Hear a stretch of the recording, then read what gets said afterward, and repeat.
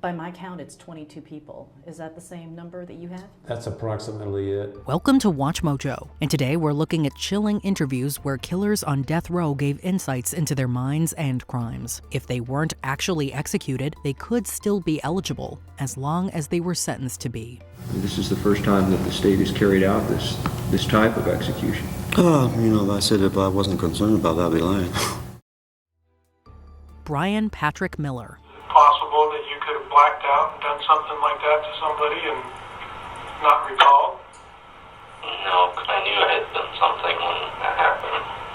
It comes as no surprise that convicted killers would continue to insist on their innocence even after they're sentenced. In 2023, Brian Patrick Miller, otherwise known as the Zombie Hunter, was found guilty of 2 murders that he had committed in Phoenix decades prior and condemned to death. My mother was not a very good person in so many ways, but what helped was that when I was an adult, she acknowledged that she did horrible things to me and apologized. When giving an interview to 48 Hours, he doubled down on his blamelessness, even implying his DNA had been planted at both scenes. Things became even darker as he revealed an apathetic mindset, implying that everyone had a mask they hid behind and that people didn't care about the truth as long as they had a scapegoat. As of 2024, his official execution date has not been decided, but it's clear he won't stop arguing against it anytime soon. Victoria told officers she was nearly 100% sure Brian Patrick Miller was her attacker. Stephen D. Richards. For centuries, people have been curious about the inner workings of a murderer's mind. In the 19th century, Stephen D. Richards was one of the worst, having killed at least 9 people in Nebraska and Iowa before being apprehended. His bloodlust didn't end there, as he reportedly threatened one journalist with extreme physical harm. However, he did allow a few to get some insight, and he didn't hold back. He compared some of his victims to pigs, and even went into graphic detail about how he destroyed a litter of kittens as a child. This did nothing to humanize him, and in 1879, he officially became the first person to be executed in the state of Nebraska. In Minden, the sheriff issued tickets to the execution of Samuel Richards, guaranteeing eager spectators a choice spot. Gary Gilmore. A number of attorneys are still trying to stop Gary Gilmore's execution. They're planning to explore a legal test of the constitutionality of Utah's death penalty. The final plans will be discussed next Monday. After admitting to causing 2 deaths in Utah and demanding his own execution, Gary Gilmore had the whole country's attention. He could have talked with anyone, but it was Playboy magazine that received the honor. In his interview, he analyzed his own childhood and claimed that his strict authoritarian reform school had driven him to crime. But he was far from being the usual hoodlum. He had a high IQ and assiduously educated himself. He also revealed that he had slain both men in order to stop himself from doing the same to his then-girlfriend, showing just how deep-seated his anger was. It was clear he was ready to face the end on his own terms, and did so in 1977. They said he had a death wish, but Gary Gilmore didn't. He explained that if forced to choose between years in prison and swift execution, he would take death. Carlton Gary. The lies and stuff that they were talking about, I don't do that. Carlton Gary was convicted of the murders of 3 senior women in 1968. The stalking strangler was suspected of several more, however. In an unsettling final interview, Gilmore insisted he was innocent, citing inconclusive evidence and illegitimate actions by police officers. Indeed, his case was scrutinized over multiple appeals, and potential issues like flawed investigative techniques and racial bias all cast doubt on the legitimacy of his mid-80s trial's outcome. You chose him, but when that man has scruples, and say, I'm not going to play this good old boy racist thing, and I'm not going to lie on this man, I'm not going to lie for him, I'm not going to lie against him. That's all I've ever asked. Though DNA positively linked him to at least 1 murder in 2007, it's disturbing to listen to his voice during this 21st century recording, since his assertion of morality and guiltlessness is capable of evoking genuine sympathy. Nevertheless, Carlton Gary's verdict stood, and he was executed by lethal injection in March 2018. Those kind of stories don't sell. They don't tell well. You got to have that sensationalism. And that's just a known fact. Scott Dozier. It isn't that I want to die. It's that I'd rather be dead than do this. While some doomed prisoners would do anything to have their sentence overturned, Others are more than willing to go. Scott Dozier, convicted of 2 murders in Arizona and Nevada, had originally been condemned by Nevada to execution in 2007, but the state was slow in following through with it. He ended up speaking with Vice News, giving people a glimpse at the charming facade he had carefully built for himself. How do you feel about the state using fentanyl to kill you? I think it's awesome. Look, I mean, it's killing people all over the place. You guys get pharmaceutical-grade fentanyl and just bang me up, man. He spoke casually about the injections, almost making them seem like nothing more than a bad trip. He also questioned the state's ethics, implying that they should follow through with the controversial punishment. After his 2018 execution was stayed, Dozier stopped waiting for them and ultimately took his own life in 2019. What do you hope for your son? What do you hope for your grandkids? They are more successful in finding happiness and some degree of satisfaction and gratification in a life within the parameters, you know what I'm saying? Douglas Clark. Oh, he knew X.E. Wilson was killed June 22nd. Everybody knows that.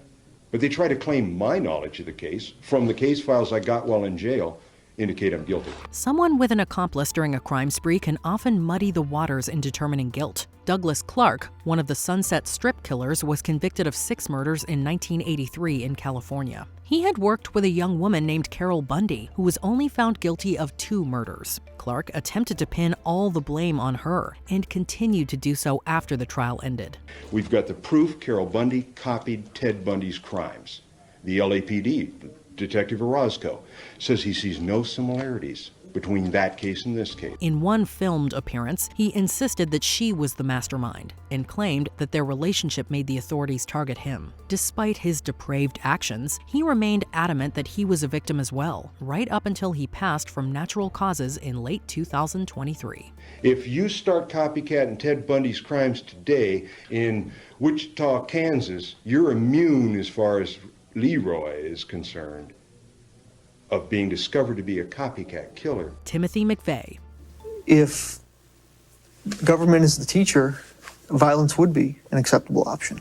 He may not be a traditional serial killer, but he's still responsible for the deaths and injuries of hundreds. Timothy McVeigh committed the Oklahoma City bombing in 1995 after witnessing the Waco siege a couple of years beforehand. After receiving the ultimate penalty, he spoke with 60 Minutes, where it became clear just how little remorse he felt. In the Gulf War, you were given medals for killing people.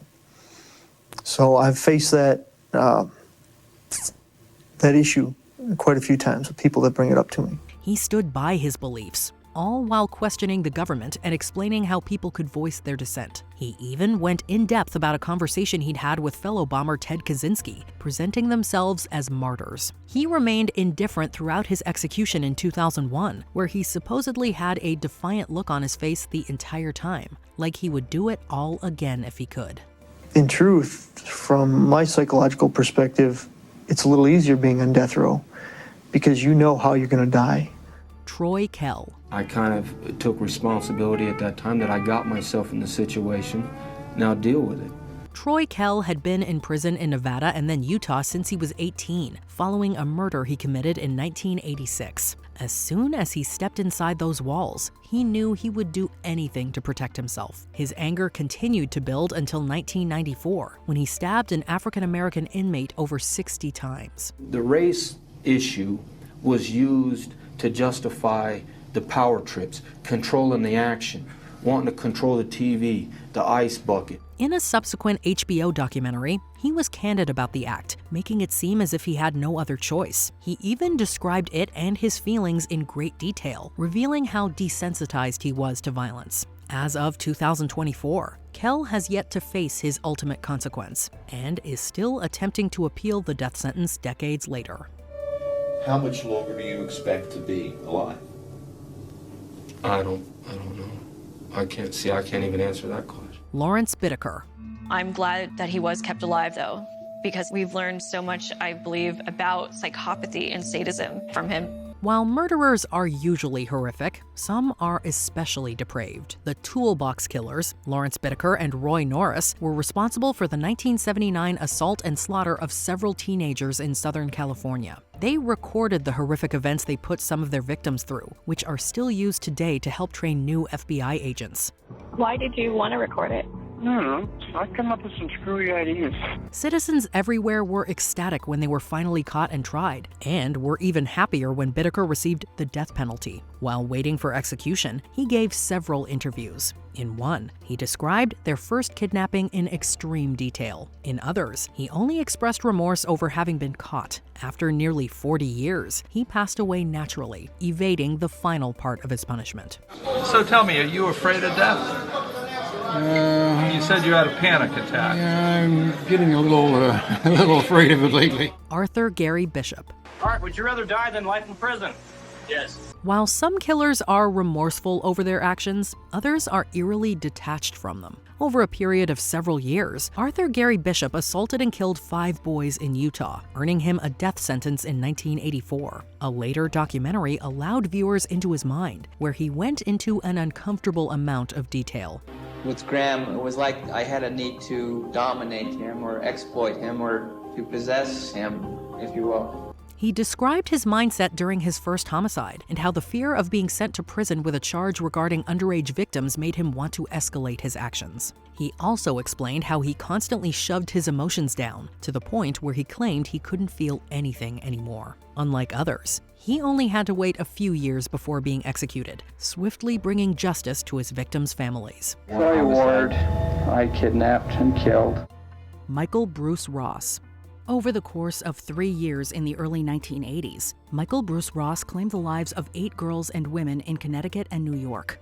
Ross had endured a troubled childhood and began his vicious crime spree in his senior year of college. I just felt like I was right on the edge, and like it was just going to be, it wouldn't take much to push me over. And it was very frightening back then. I'm not like that now. I'm just such a lovable guy now. After he was captured in 1984, Ross confessed to all 8 murders and was sentenced to death in Connecticut. In an interview given while awaiting execution, the roadside strangler, as he came to be known, casually recounted his heinous crimes. It was 3:30 in the afternoon on a fairly well-driven road. She was walking along the side of the road, and I just stopped the car, got out of the car. At one point, he even bragged about the strength with which he strangled his victims. It was an insane strength or something, and because I got a kick out of it because the prosecutor, had no idea that was coming. Ross was executed in 2005, the last person to face that penalty in the state of Connecticut. For some of us, death is not a punishment. Edward Wayne Edwards.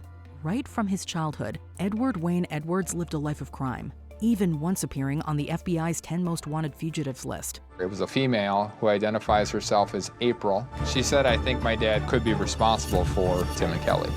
I think he killed them." And she said his name is Edward Wayne Edwards. Edwards began killing after being granted parole in 1967 and was responsible for at least 5 deaths. There were some cigarettes in the bottom of the duffel bag. I said, "Go ahead and get them out."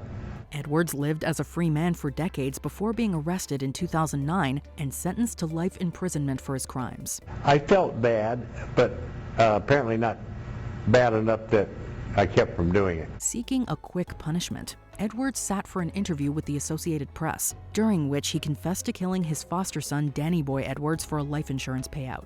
He was stealing from my children, and I'm very close to my family in that respect.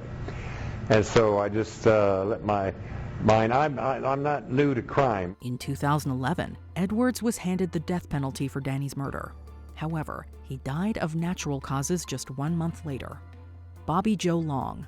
For more than 3 decades, Bobby Joe Long sat on death row in Florida before he was executed in 2019. Long was not only a serial killer with at least 10 victims to his name, he was also a serial predator, having assaulted more than 50 women in around 3 years. As soon as I opened my eyes from being asleep, that's what I was thinking about. That didn't let up until I did it. He was arrested in November 1984 after one of his victims, Lisa McVeigh, led the authorities to him. Long claims in this interview with Miami's WPLG that his compulsions were triggered by a motorcycle accident that left him with head injuries. The first time I did it, I couldn't really believe I did it. With a piercing stare and a creepy half-smile, he talks about being an average Joe who just happened to go off the edge every once in a while. Probably 99.9% of the time, I'm as normal as he is, or anybody else is. But there's that 1% of the time. Andrei Chikatilo. He was in a large iron cage in the courtroom. The cage was to protect him from the rage of the parents of the victims. One of the most infamous killers in Soviet history, Andrei Chikatilo terrorized the Rostov Oblast in Soviet Russia between 1978 and 1990. Chikatilo claimed to have taken the lives of 56 people and was convicted of 52 murders. Referred to as the Butcher of Rostov, Chikatilo was known for his erratic behavior in court, but appeared a lot more restrained in this interview he granted before his execution. He rambles on about his troubled childhood and growing up during the Great Famine of the early 1930s in Soviet Ukraine. Как раз все мое детство пришло, это на военные, на голодные годы, так что мы там только лишь бы пухлые ходили, лежали бы выжить, какая там была. When asked about the afterlife, Chikatilo brushes it off and expresses his readiness for whatever comes next. Все это я считаю, что все это меня не касается, как-то все это прошло мимо моего сознания, все это не задумываюсь. Вот о муках своих я. Perhaps most disturbing was his past desire to become a dictator from as early as the 9th grade. Всяких пиков, всяких знал, всех. Еще с 9 класса, когда Сталин умер, я уже готов был принять от Сталина это все, это самое наследство, быть генсеком этой партии, это все, мировое коммунистическое движение. Danny Rolling. Like some of the other individuals on this list, Danny Rolling was the product of a sadistic upbringing. In his adulthood, Rolling became a serial killer, murdering 3 people in his hometown of Shreveport, Louisiana, and 5 others in the student community of Gainesville, Florida. In 2004, Rolling appeared in this episode of the Canadian true crime TV show Forensic Factor. I let the evil in, and the evil just took over. And it was like when the sun would go down, I couldn't resist it. Rolling seems to express some remorse for his crimes and concedes that he deserves to die. But his demeanor throughout the interview appears to be that of someone needing to be the center of attention. When the morning would come up, it was just like I would hate myself. It was like, my God, what have I become? That comes as no surprise, as he previously admitted his desire to be a well-known criminal, like fellow serial killer Ted Bundy. I don't even know how much longer I'm gonna be on this earth. But when I die, I hope I'm ready. I hope I die half as bravely as the people who perished at my hand. Peter Kürten. In the early 20th century, Peter Kürten reigned terror on the German city of Dusseldorf, assaulting and killing at least 9 people. He was known as the Vampire of Dusseldorf due to his disturbing fascination with blood. After his arrest in May of 1930, Kürten was analyzed by psychiatrist Dr. Carl Berg over a series of interviews. The infamous killer claimed that although there was a sexual nature to his crimes, he was primarily motivated by the sight of blood. He also stated that the very act of attacking his victims brought him intense relief. Just before his execution by guillotine, Kürten asked his psychiatrist if he would be able to hear the sound of his own blood gushing out after his decapitation. Tommy Lynn Sells. California-born Tommy Lynn Sells claims to have committed over 70 murders. If true, that would make him one of the most prolific serial killers in U.S. history. Every time I did it, it was that rush again, and I started chasing that high. Despite his claims, Sells was convicted of only 1 murder and sentenced to die in September of 2000. In a jailhouse interview with Martin Bashir for ABC's Nightline, Sells described himself as an emotionless person. And that comes across quite clearly in the recorded clip. When you look at me, you know what hate is. I don't know what love is. With no remorse whatsoever, he recounted his killings, detailing the rush he got from taking innocent lives. It's a rare glimpse into the mind of a heartless killer, and one capable of sending chills down any spine. Why would that happen? I didn't want him to live through the pain I lived through. Angel Maturino Resendiz. Dubbed the Railroad Killer, Angel Maturino Resendiz was known to illegally hop trains as he traveled across the U.S. He would then invade homes close to the railroads, rob them, and murder the occupants. This offender, unlike a lot of others, spent an incredible amount of time in that house going through everything. In total, authorities believe Resendiz killed at least 15 people in this manner. His calm and reserved behavior throughout this interview with renowned journalist Jacqueline Cacho heavily contrasts the vicious nature of his crimes. Given entirely in Spanish, Resendiz doesn't necessarily go into explicit detail about the murders in this interview. Instead, he seemingly alludes to the motivation behind them. Although he described himself as an eternal being who was incapable of dying, Resendiz was executed by lethal injection on June 27, 2006. Earl Forrest. Back in December 2002, a drug dispute between longtime friends Earl Forrest and Harriet Smith resulted in the former murdering the latter in her home. I asked her, all I wanted was a lawnmower. She said, Earl, I'll get you a lawnmower. I felt like I was being lied to. Forrest also killed another friend of theirs, Michael Wells, who was visiting Smith at the time, as well as a deputy sheriff during a police shootout afterwards. Why'd you shoot him? I don't know. She looked at me funny, I guess. For his crimes, he was put to death by lethal injection on May 11, 2016. The first season of the A&E docuseries The Killer Speaks features an interview with Forrest, who is completely devoid of any remorse. Did you feel bad? I don't know what I felt. Instead, he puts the responsibility of his actions on Smith for not fulfilling a promise she made him. Watching the clip, you'd think he was the victim of the crime. I did something for her. She was supposed to do something for me. Why did she, have to put us both in that position? Joseph Paul Franklin. Joseph Paul Franklin was a notorious serial killer and white supremacist who is believed to have been responsible for at least 20 murders. I mean, I can't go back and think about the cases, individually. I have too much other problems, too much other things I have to focus on. Franklin mostly targeted interracial couples, African Americans, and Jewish people in his attacks. He also famously shot adult magazine publisher Larry Flynt in March 1978.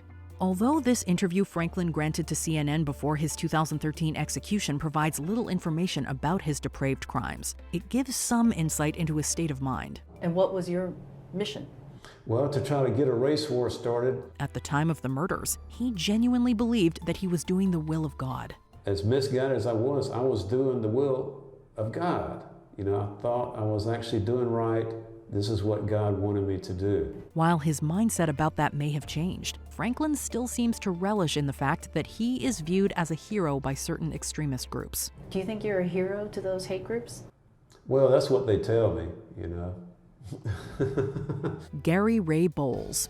Also featured on the A&E docuseries The Killer Speaks was Gary Ray Bowles. Bowles' victims were largely gay men who lived along the Interstate 95 highway, earning him the nickname I-95 Killer. Why did you take him out to that golf course? Well, I just got a bad vibe from the guy. In this taped interview for the TV show, Bowles seems to revel in the memories of his crimes as he recounts them. Not only is he amused when he recalls stealing a man's identity to evade capture, he also refers to one of his victims as, quote, crazy and creepy. There's not really a way to describe it, it's just, I guess, relief. Throughout the interview, Bowles tries to justify the murders, claiming that his victims had done specific things that seemingly triggered him to kill. So I put one of the videos in. What came on the screen, it shocked me. The apparent lack of accountability he shows only makes this much more uncomfortable to watch. I took the birth certificate and social security card. I took it down to the DMV and I told them I lost my driver's license and I basically became Timothy Ronald Whitfield.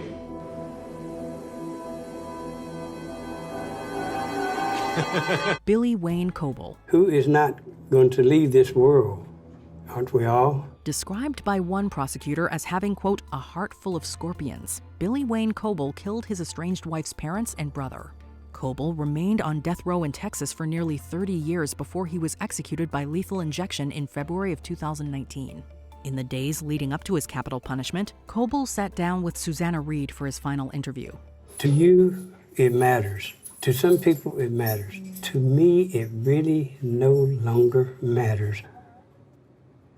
Without going into much detail about his crimes, Reid asks Coble if he regrets committing them. Coble cunningly evades the question and would only admit that he was behind the murders. I've already said that I regret what happened. Now, I truly regret what happened. But I also truly regret what happened to a lot of things in life. He repeats this trend, even when he's asked if he loved his former wife. This evasive behavior is just one more unsettling thing about this seemingly disturbed individual. Did you love her, though? I met my Karen when she was about 16, 17 years old. Oscar Ray Bolin. In the mid-1980s, Oscar Ray Bolin killed 3 women throughout the Tampa area. Following his arrest, Bolin's cousin testified against him and implicated him in a 4th homicide. He received 3 death sentences and was executed on January 7, 2016 at the age of 53. One day before his death, Bolin was interviewed by Tampa's Fox 13. How are you feeling this morning? A little numb. I mean, I don't know how you would expect someone to feel. I mean, if they told you tomorrow you're dying, how would you feel? Bolin appears calm and courteous throughout the interview, even expressing fear and worry about his upcoming execution. He also professes his innocence, something he continuously maintained throughout his imprisonment. So you're saying you didn't murder these women? No. You didn't murder Natalie Hawley? No. Stephanie Collins? No. Terry Lynn Matthews? No. I didn't know. I'd never seen them, never met them. Bolin looks and sounds like a nice enough guy, which only makes the darkness underneath seem that much more sinister. After 28 years of this, it's been in this box for 28 years, it's a release. My punishment's over. They can't hurt me no more. Richard Ramirez. As far as Satan is concerned, I believe in a malevolent being. His description eludes me, but I have felt powers that are evil. A notorious serial killer known as the Night Stalker, Ramirez terrorized California with his violent burglaries, assaults, and killings. Ramirez took the lives of at least 15 people and was convicted of 13 homicides, leading to 19 separate death sentences. In 1993, Inside Edition aired an interview with Ramirez, who was then awaiting execution on death row. They are desires, whereas if I didn't give in to them, I would be crushed by them. Among other discussion points, he explained his theories on the psychological development of serial killers like himself. Even more chilling, when asked why he killed his victims, Ramirez hides a smile and simply says, No comments, no comments. I cannot answer that at this time. Ramirez was still awaiting execution in 2013 when he died of cancer. Carol Cole. A very prolific serial killer, Carol Cole claimed at least 16 victims throughout his life, although he confessed to killing 35. He was originally sentenced to life in prison in Texas, but was given the death penalty following his extradition to Nevada. 3 days before his execution, Cole granted an interview to Las Vegas's KLAS-TV. While smoking a cigarette, Cole shows complete indifference for his own life, but expresses remorse for his crimes. Why not fight for your life? I just don't care to. Are you sorry? For the victim? Yes. Yes. In the end, he even claims that he deserves to die for what he did. Well, it's the ultimate question. It is the question. For what I did, yes, I think I deserve to die. Cole is very quiet and reserved, and aside from some brief flashes, doesn't show much emotion. It makes the interview all the more disturbing. And condemn myself for many years, because I can just imagine what her life might have been like. Wesley Allen Dodd.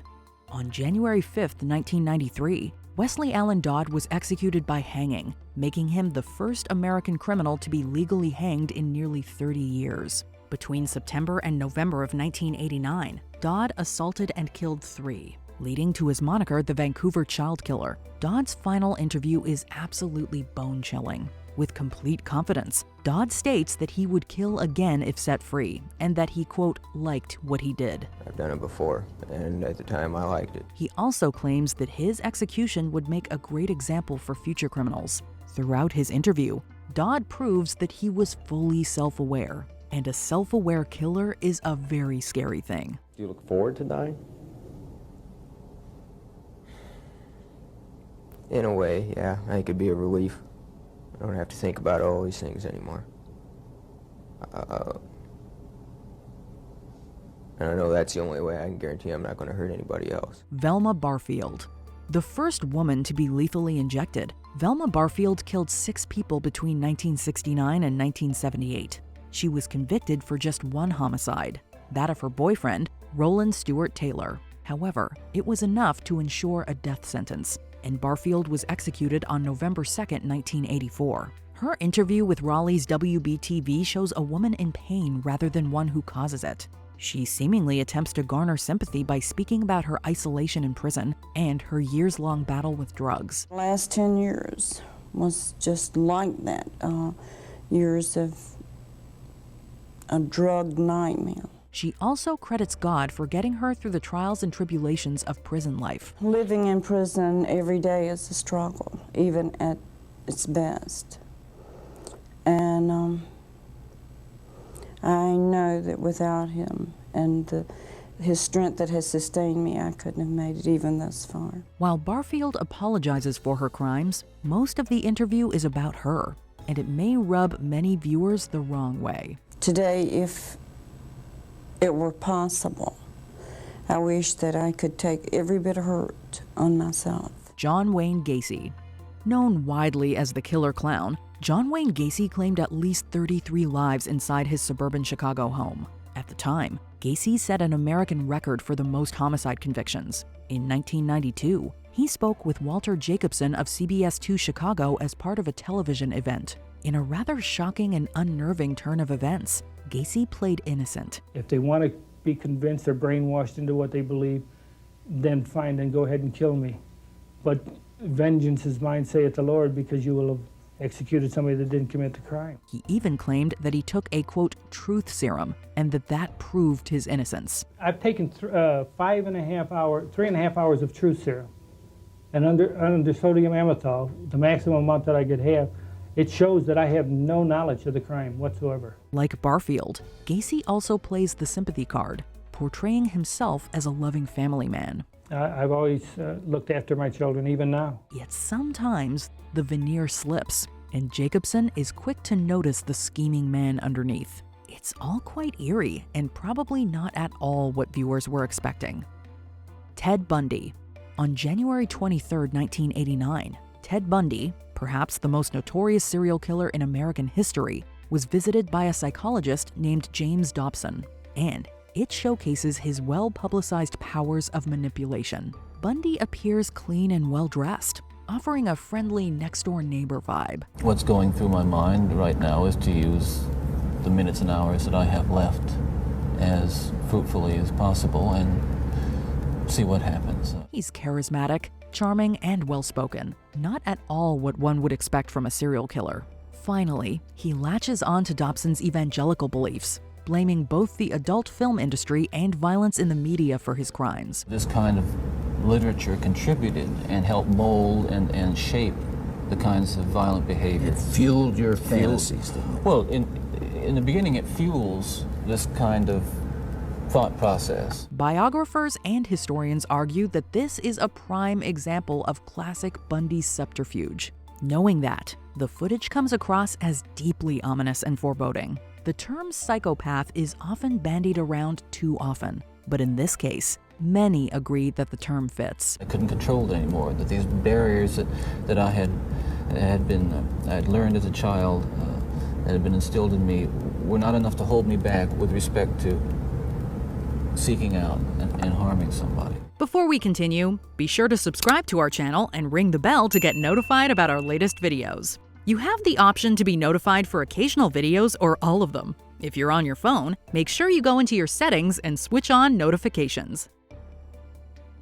Eileen Wuornos.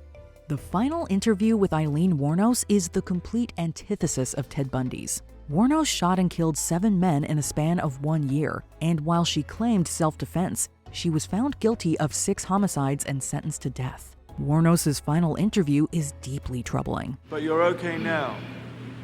I'm okay. I'm okay. God is going to be there. Jesus Christ is going to be there. All the angels and everything. She often widens her eyes and yells in a confrontational tone, and even verbally attacks the interviewer Nick Broomfield. She makes bizarre claims like getting tortured by, quote, sonic pressure. And they were using sonic pressure on my head since 1997. Sonic and every time I was trying to write something, I think they had some kind of eye in the cell, I'm not sure, but every time I started writing something, it went up higher. So I'm thinking that probably had the TV rigged. She states that dying will be like Star Trek and that she'll go on to colonize another planet. I think it's going to be more like Star Trek, beaming me up into a space vehicle, man. Then I move on, recolonize to another planet or whatever. But it's whatever's beyond, I know it's going to be good because I didn't do anything as wrong as they said. Wuornos's violent past, her abrasive behavior, and her mental state all combine to create some truly uncomfortable viewing. Which of these interviews disturbed you the most? Let us know in the comments below.